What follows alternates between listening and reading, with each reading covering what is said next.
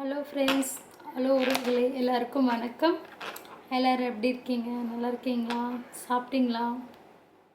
இந்த நாள் எல்லாருக்கும் இனிய நாளாக அமையட்டும். வாழ்த்துக்கள்.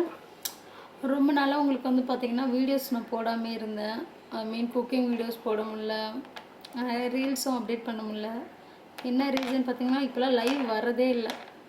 என்ன ரீசன் பார்த்திங்கன்னா கொஞ்சம் பிஸியாக இருக்கேன். எதனாலும் பார்த்திங்கன்னா காலையில் ஒர்க்கு வர்றது, ஈவினிங் பார்த்திங்கன்னா ஹாஸ்பிட்டல் போகிறது, திருப்பி அகெயின் காலையில் வீட்டுக்கு வந்துட்டு திருப்பி ஒர்க்குக்கு வந்துட்டு திருப்பி ஈவினிங் ஹாஸ்பிட்டல் போகிறதுனாவே இருந்துகிட்ருக்கேன். ஸோ என்ன ரீசன்னா அம்மாவுக்கு பார்த்திங்கன்னா உடம்பு ரொம்ப முடியல சொல்லியிருப்பேன். லாஸ்ட் வீடியோவில் சொன்னாலும் தெரியல.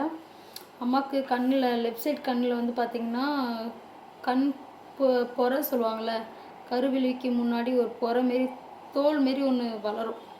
ஸோ அந்த தோல் பார்த்திங்கன்னா வெடித்து ஒரு சீரியஸான கண்டிஷனுக்கு போயிடுச்சு. ஸோ அதனால் கொஞ்சம் ஹாஸ்பிட்டல் ரொம்ப வலியில், ஒரு சனிக்கிழமை நைட்டு நடந்தது இது.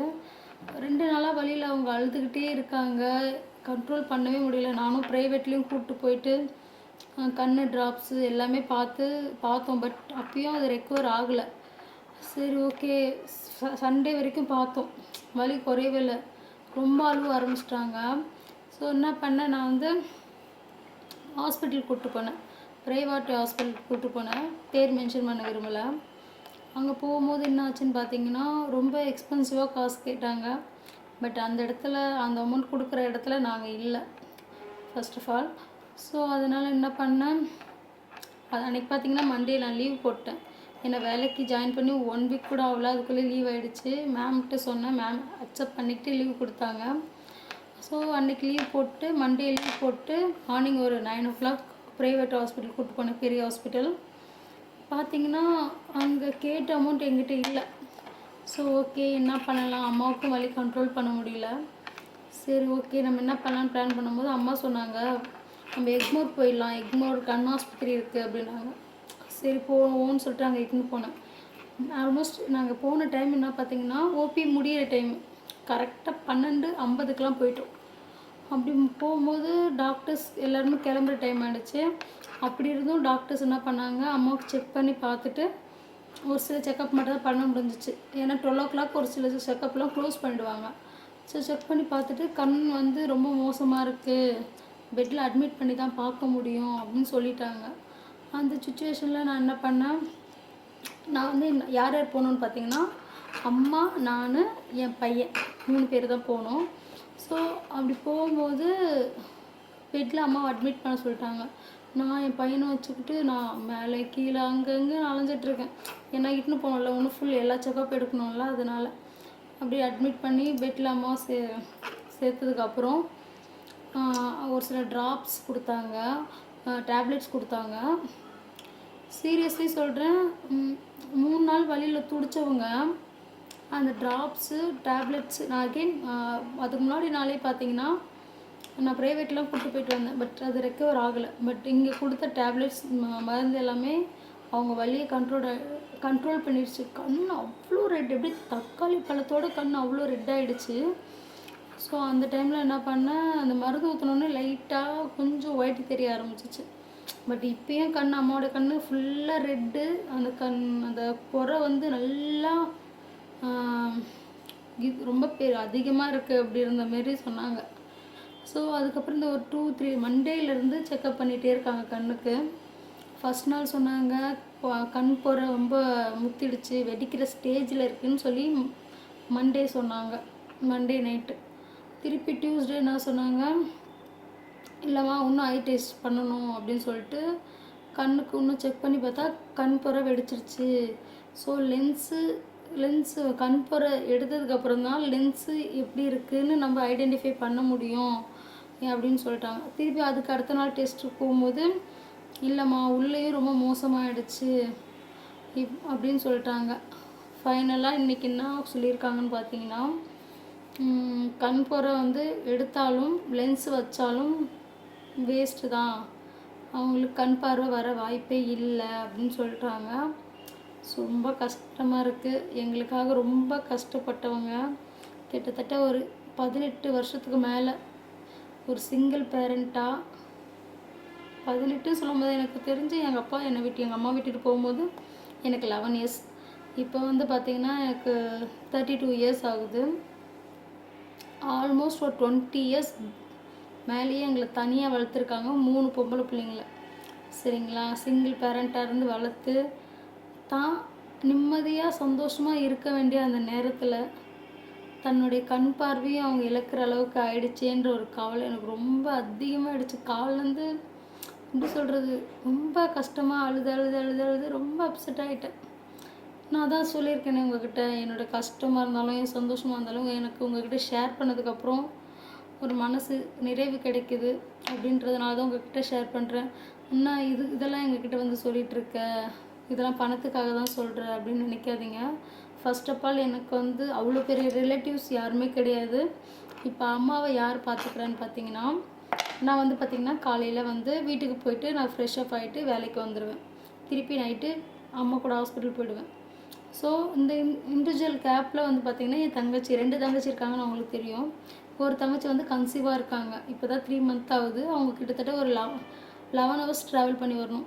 திருப்பூரில் இருக்காங்க. திருப்போரூர் அங்கே இருக்காங்க. அதாவது பனியன் கம்பெனி சொல்லுவாங்க, அங்கே இருக்காங்க. அங்கேருந்து அவங்களால வர முடியாது.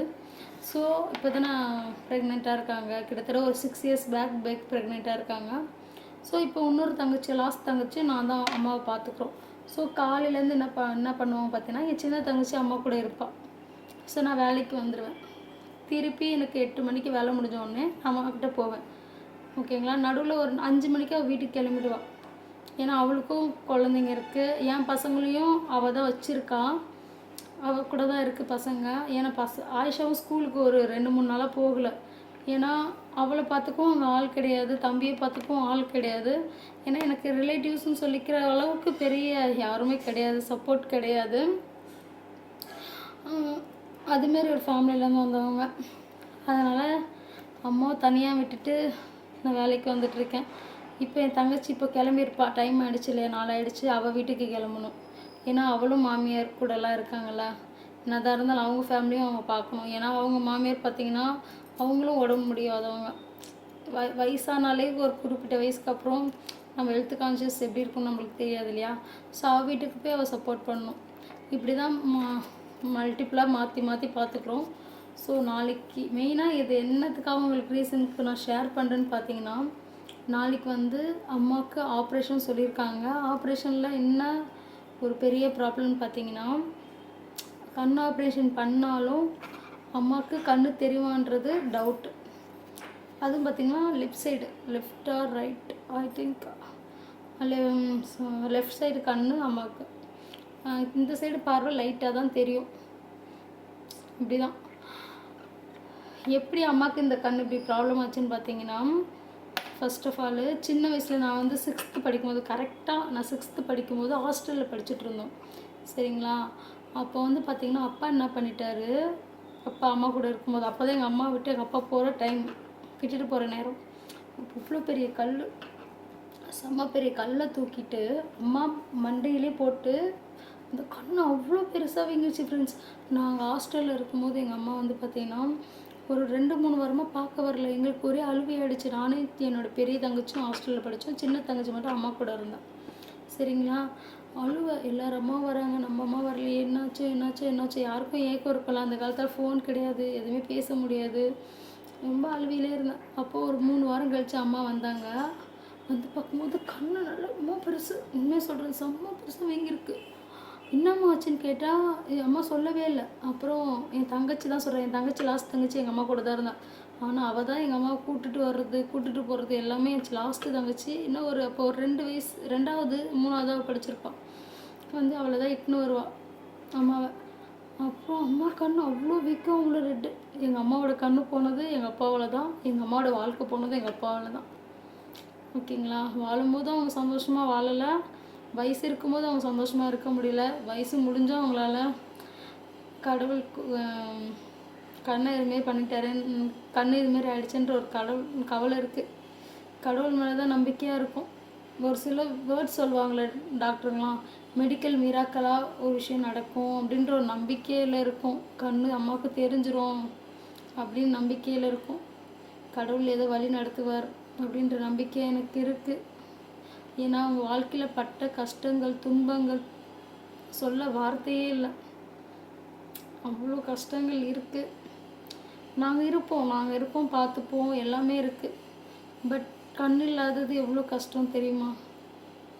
அது எங்கள் அம்மாக்கிட்ட அதை நம்ம பார்க்கக்கூடாதுன்ற ஒரு நினைக்கிறோம். எல்லோரும் ப்ளீஸ் எங்களுக்காக எங்கள் அம்மாவுக்காக ப்ரேயர் பண்ணிக்கோங்க. எங்கள் அம்மாவோட பேர் என்னன்னு பார்த்தீங்கன்னா ஆரோக்கிய மேரி. சரிங்களா? ப்ளீஸ் அவங்களுக்காக ப்ரேயர் பண்ணிக்கோங்க. எத்தனை பேர் இந்த வீடியோ பார்ப்பீங்கன்னு தெரியல. இந்த வீடியோ பார்க்குற ஒருத்தவங்களாக இருந்தாலும் ப்ரேயர் பண்ணிக்கோங்க. உங்களோட ப்ரேயர் பிளெஸ்ஸிங் எங்கள் அம்மாவுக்கு போய் சேரணும்னு ஆசைப்பட்றேன். ஓகேங்களா? நான் எக்மோரில் தான் அம்மா வச்சுருக்கேன். நாளைக்கு ஃபுல் டே எக்மோரில் தான் நான் இருப்பேன். என் அம்மாவுக்கு ஆப்ரேஷன் பண்ணுறதுக்கு கூட ஆள் இருக்கணும் இல்லையா? என் தங்கச்சி வந்து என் பசங்களெல்லாம் வச்சுப்பா. நான் வந்து அவங்க கூட இருக்கணும். இருந்து நல்லபடியாக அம்மாவுக்கு கண் ஆப்ரேஷன் பண்ணி வீட்டுக்கு கூப்பிட்டு வந்ததுக்கப்புறம் உங்களுக்கு கண்டிப்பாக நான் அப்டேட் பண்ணுறேன். ப்ளீஸ் ப்ளீஸ் ப்ளீஸ் நிறைய உறவுகள் எங்கள் அம்மாவுக்காக ப்ரேயர் பண்ணிக்கோங்க. ப்ளீஸ் சப்போர்ட் பண்ணுங்கள். உங்களோட பிளெஸ்ஸிங்ஸ் எங்கள் அம்மாவுக்கு கொடுத்தாலே போதும். எங்கள் அம்மாவுக்காக ப்ரேயர் பண்ணி உங்களோட ஆசீர்வாதமும் உங்களோட பிளெஸ்ஸிங்ஸும் எங்கள் அம்மாவுக்கு கொடுத்து நல்லபடியாக ஆப்ரேஷன் முடியணும்னு வேண்டிக்கோங்க. ஏன்னா அவங்களுக்கு மேக்ஸிமம் 60 வயசுக்கு மேலே ஆகுது. சரிங்களா? ஸோ அது வலி தாங்குற அளவுக்கு அவங்களுக்கு தெம்பு வேணும். அதுதான் ஃபஸ்ட்டு எங்களுக்கு. ஏன்னா அவங்க எதுக்காக அது முன்னாடியே நாங்கள் கூட்டுட்டு போகலன்னு பார்த்தீங்கன்னா வேலை வேலை வேலை வேலை. அவங்களுக்கு பயம், ஐயோ கண் ஆப்ரேஷன் பண்ணால் எதுனா ஆகிடுமோ அப்படின்ற ஒரு பயத்துலேயே அவங்க வரல. இந்த வலி அதிகமானதுக்கப்புறம் தான் அவங்க வராங்க. கொஞ்சம் முன்னாடியே வந்திருந்தால் காப்பாற்றிருக்கலாமோ கண்ணை அப்படின்ற மாரி எனக்கு ஃபீல் ஆகிடுச்சு. டாக்டரும் அதான் சொன்னாங்க, இவ்வளோ முத்துற ஸ்டேஜில் இதுக்கு விட்டீங்க அப்படின்னு. என் ஹஸ்பண்டும் சொல்லிகிட்டே இருந்தார், ஃபஸ்ட்டே போய் பார்த்துருக்கலாம்ல அப்படின்னு. என் ஃபேமிலி எல்லாமே சொன்ன ஒரே விஷயம், ஃபஸ்ட்டே போய் பார்த்துருக்கலாம். உங்கள் அம்மா வேலை வேலைன்னு இருந்ததுனால இப்போ பார்த்தியா இவ்வளோ கஷ்டப்படுறாங்கன்னு ரொம்ப ஃபீல் பண்ணாங்க. ப்ளீஸ் எனக்கு வேறு என்ன சொல்கிறதுன்னு தெரியல. இந்த வீடியோஸில் எதனா தப்பாக பேசியிருந்தாலோ உங்களுக்கு புரியாத மாதிரி பேசியிருந்தாலும் என்னை மன்னிச்சுக்குங்க. ஃபஸ்ட்டு நான் உங்கள்கிட்ட கேட்குற ஒரே விஷயம், எங்கள் அம்மாவுக்காக ப்ரேயர் பண்ணிக்கோங்க. சரிங்களா? எனக்கு எதுக்காக நான் உங்கள்கிட்ட சொல்கிறேன்னா, நான் உங்கள்கிட்ட சொல்கிற நிறைய விஷயங்கள் எனக்கு நல்லதாக நடக்குது. ஸோ அதனால தான் உங்கள்கிட்ட நான் வந்து ஷேர் பண்ணுறேன். இது ஷேர் பண்ணுறது கூட தப்பாக ரைட்டுன்னு எனக்கு சீரியஸாக தெரியல. என் மனசுக்கு தோணுது. எப்படி சொல்கிறது, இந்த வீடியோ பார்க்குற அக்காவாக இருக்கட்டும், தம்பியாக இருக்கட்டும், அண்ணனாக இருக்கட்டும், ஃப்ரெண்டாக இருக்கட்டும், எனிதிங் வெல்விஷர்ஸ் எல்லாருமே ஓகேங்களா? அவங்களாம் ப்ளீஸ் ப்ளீஸ் ப்ளீஸ் எனக்கு எங்கள் அம்மாவுக்காக ப்ரேயர் பண்ணிக்கோங்க. உங்களோட சப்போர்ட் ப்ளீஸ் கொடுங்க. சரிங்களா? நீங்கள் எப்பயுமே எனக்கு என் ஃபேமிலிக்கு ஒரு ஆதரவாக இருப்பீங்கன்னு நான் நம்புகிறேன். ஓகேங்களா? பாய்.